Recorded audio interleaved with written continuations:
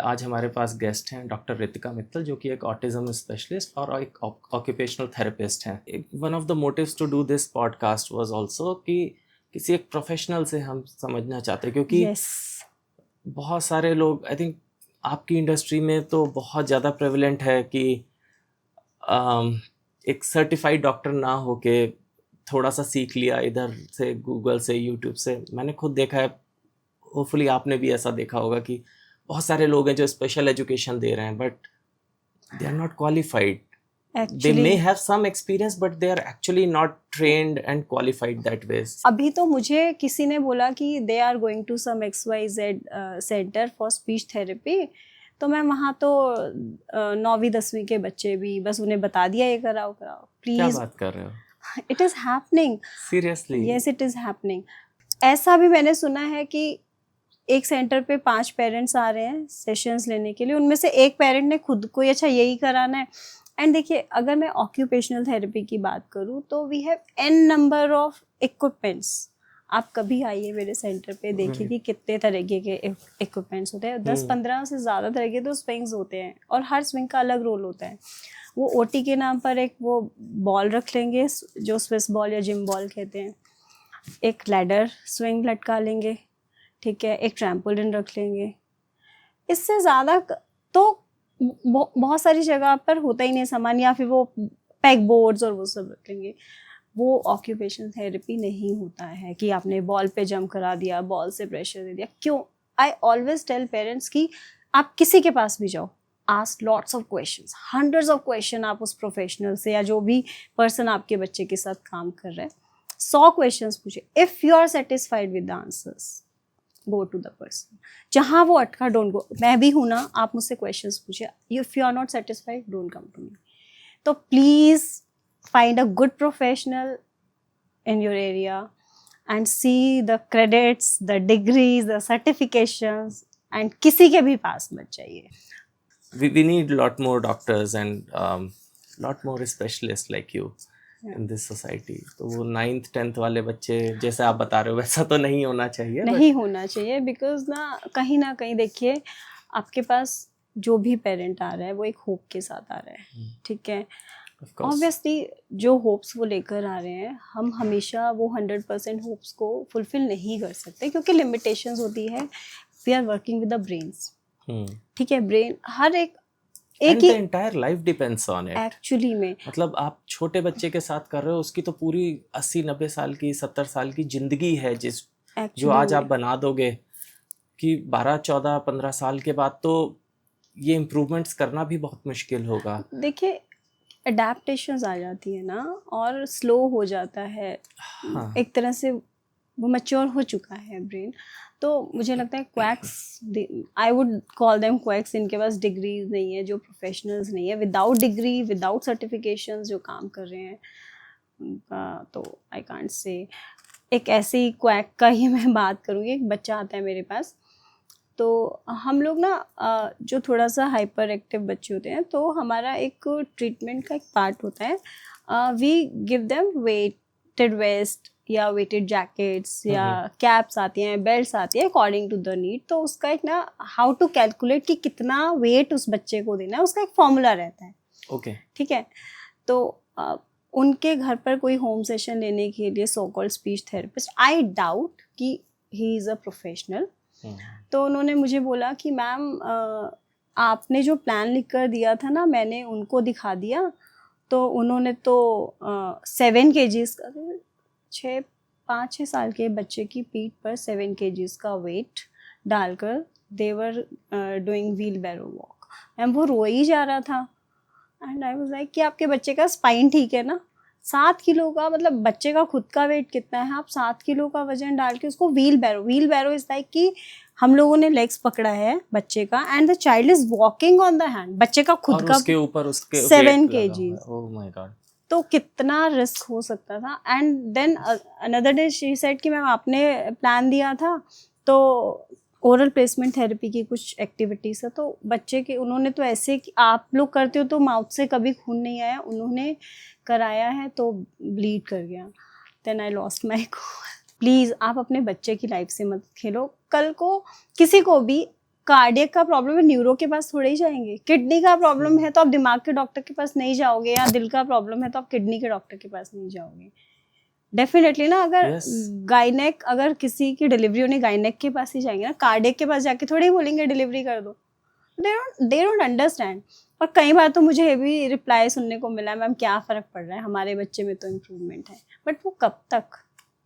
और वो हो सकता है प्रॉपर करते तो 90% होता, आज कर रहे हैं तो आप 10% देख पा रहे हो। देखिए पता है क्या होता है, एक्सपेक्टेशंस भी पेरेंट्स का ना ऑब्वियसली हाई होना भी चाहिए, बट ना रियलिस्टिक भी होना चाहिए हर एक, है ना। देखिए अब एक बच्चा मॉडरेट लेवल पर है, ठीक है, सबसे पहले तो वो एक्सेप्टेंस की हाँ कुछ लिमिटेशंस हैं, बच्चा इस लेवल तक आ पाएगा, बाकी हमें चीज़ों को बेटर ही करना है। बट दे ऑलवेज कि मैम इम्प्रूवमेंट नहीं आ रहा है। हाँ, अब पहले जैसा नहीं है, अब थोड़ा बोल भी लेता है, समझ भी लेता है, बट बाकी बच्चों की तरह नहीं कर रहा है। तो उनके लिए इम्प्रूवमेंट का मतलब है जो उसके पीयर्स हैं। आई ऑलवेज से कि अगर आपके बच्चे का ये अच्छा है तो उसमें से आप 100% एक्सट्रैक्ट करिए, बजाय उसके कि बाकी बच्चे क्या कर पा रहे हैं। बट वो ना शायद सोसाइटल प्रेशर या फैमिली का प्रेशर रहता ही है, तो और टैबू तो है कि क्या होगा, कैसे करेंगे, नॉर्मल। इंडिया में एक ये है कि नॉर्मल कब होगा हमारा बच्चा। अच्छा, एंड आई ये डोंट तो थिंक बहुत कि हाँ, आई थिंक बहुत जेन्युइन सा भी क्वेश्चन है, बट मतलब इसको आप कैसे हैंडल करते हो फिर? आई से अ कोट कि normal is an illusion, what is normal for a spider is a क्योर्स टू अ फ्लाई। बच्चे के साथ साथ पेरेंट्स की भी काउंसलिंग की बहुत ज़रूरत है, बहुत क्योंकि बहुत ज़रूरत है। पेरेंट्स एंड क्लोज रिलेटिव्स में भी चाचा चाची या जो दादा दादी हैं जो साथ में रह रहे हैं, तो उनकी भी तो काउंसलिंग बहुत ज़रूरत है। बहुत ज़रूरी है। उनको कैसे, फिर क्या उनकी काउंसलिंग के लिए कैसे करते हैं आप? The best therapist in this world is a mother. Okay, जो माँ कर सकती है कोई नहीं कर सकता है। तो अगर माँ ठान लेना तो करना है तो करते हैं। देखिए एक दो चीज़ें जो मैं पेरेंट्स को बोलती हूँ, फूड आइटम्स जो भी पैकेट फूड है मत दो बच्चों को, क्योंकि ना उनमें बहुत सारे क्या है ना, उनमें बहुत टॉक्सिन्स हैं, लोडेड है वो शुगर से। डाइज जो कि बहुत सारे रेड डाई तो बाकी कंट्रीज में बैंड है, इंडिया में अभी बैंड नहीं है। पाम ऑयल, सारी चीज़ों में पाम ऑयल है, वो हमारे ब्रेन को कर रहा है, डैमेज कर रहा है। एंड अगर ड्यूरिंग प्रेगनेंसी भी मदर ने ये सब चीज़ें, जंक फूड ये सब खाया है, तो हू नोस। आप बोल रहे हो तो मुझे ऐसा लग रहा है नेक्स्ट जनरेशन का क्या होगा, क्योंकि They आज are हम देखते हैं surviving तो on it.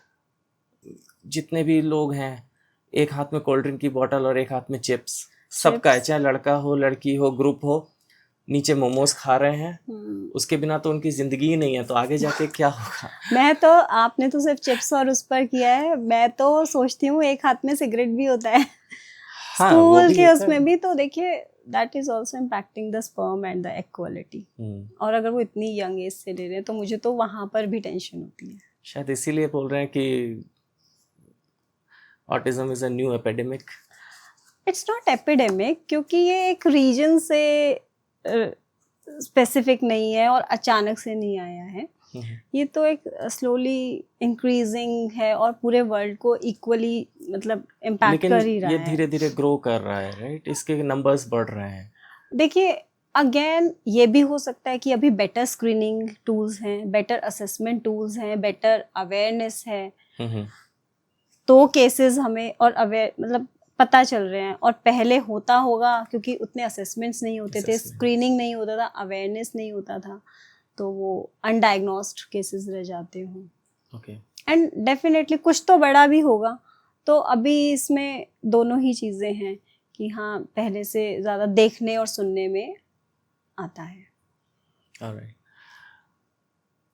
Towards the last, I think maybe if you have some advice कि घर पे एक ऑटिस्टिक चाइल्ड को कैसे रेस किया जाए, इमोशनली, फिजिकली और ऑब्वियसली मॉनिटरली भी। एक this is a big toll on parents. तो what is your advice to all these parents? एक बैलेंस्ड अप्रोच क्या होनी चाहिए? उनके साथ ज़्यादा से ज़्यादा टाइम बिताइए। इफ़ पॉसिबल बच्चे का विजुअल स्केड्यूलिंग पे रखें आप। बहुत सारे बच्चे अगर वर्बल नहीं हो पा रहे हैं तो डोंट रश कि वो बोले बोले बोले, उनको ऑल्टरनेट कम्युनिकेशन मेथड्स दें so that they can at least express in any of the form of communication, pictures के थ्रू या आवाज़ ऐप है या कुछ टूल्स आते हैं उनके थ्रू, ठीक है। एंड नॉर्मल चाइल्डहुड दीजिए, बाहर का खाना, packet food, bread, chips, Cola, chocolate, biscuits, जितना कम कर, जितना कम, जो भी पैकेट खोला और आप खा सकते हो वो प्रोसेस्ड फूड, हाँ प्रोसेस्ड फूड, ये घर का घी मक्खन ये दीजिए। नॉर्मल जो जिस तरह से हमारे दादा दादी नाना नानी ने बच्चों को पाला है, आप वैसे पालिए बच्चों को। और एक क्वालिफाइड डॉक्टर्स के पास यस, जाके क्वालिफाइड प्रोफेशनल assessment के कराइए। पास assessment and treatment Treatment and कराइए। थेरेपीज सिर्फ और सिर्फ professionals. Alright. Thank you so much, doctor. This was My wonderful pleasure. talking to you.